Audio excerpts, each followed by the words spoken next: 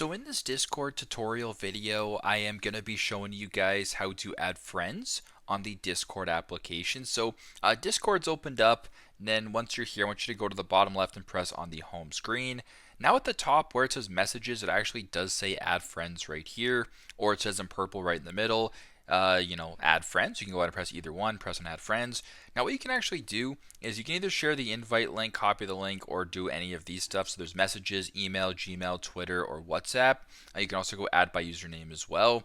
Type in the username of the person that you're looking to add as a friend. Then once that appears, press on the blue button right here, send friend request, and voila. Very simple, very straightforward. This is how to add friends on Discord. Thanks again for watching, and I hope this video helps.